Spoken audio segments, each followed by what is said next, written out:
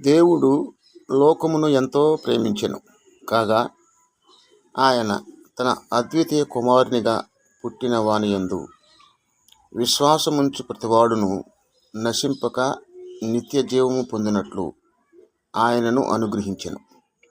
లోకము తన కుమారుని ద్వారా రక్షణ పొందుటకే గాని లోకమునకు తీర్పు తీర్చుటకు దేవుడు ఆయనను లోకంలోనికి పంపలేదు.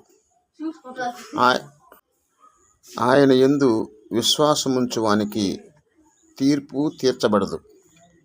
విశ్వసింపని వాడు దేవుని అద్వితీయ కుమారుని నామమందు విశ్వాసముంచలేదు కనుక వానికి ఇంతకు మునిపే తీర్పు తీర్చబడెను.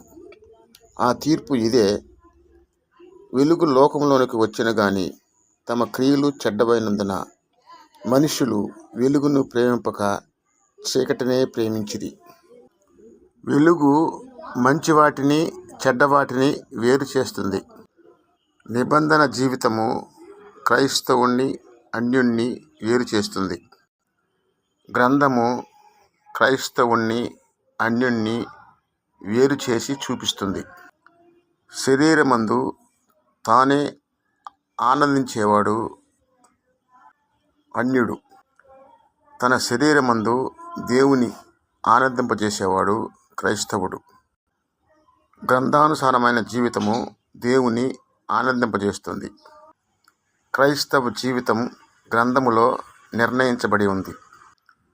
దానికి వేరైన జీవితము క్రైస్తవ జీవితము అనబడదు. దేవుడు కోరుకున్న క్రైస్తవ జీవితం క్రీస్తు యేసునందు బయలుపరచబడినది. క్రీస్తు కనుపరిచిన జీవితం క్రైస్తవుల యందు దేవుడు కోరుకుంటున్నాడు.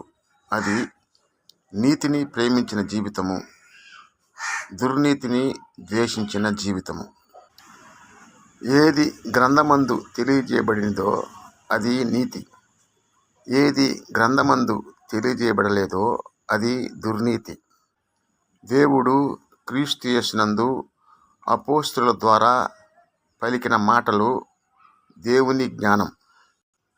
అది పరలోక సంబంధమైన జ్ఞానం, పైనుండి వచ్చు జ్ఞానం, పైనుండి వచ్చిన జ్ఞానం. కొరింథీయులకు రాసిన మొదటి పత్రిక 1వ అధ్యాయము 31వ వచనములో ఇలా రాయబడి ఉంది: అతిశయించువారు ప్రభువునందే అతిశయింపవలెను అని వ్రాయబడినది నెరవేరునట్లు దేవుని మూలముగా ఆయన మనకు జ్ఞానమును, నీతియు, పరిశుద్ధతయు, విమోచనయు ఆయను. ఈ జ్ఞానమును అంగీకరించిన వారు, ఆ నీతిని బట్టి బ్రతికిన వారు, దేవుని పరిశుద్ధతను సన్మానించిన వారు విమోచింపని వారై ఉంటారు.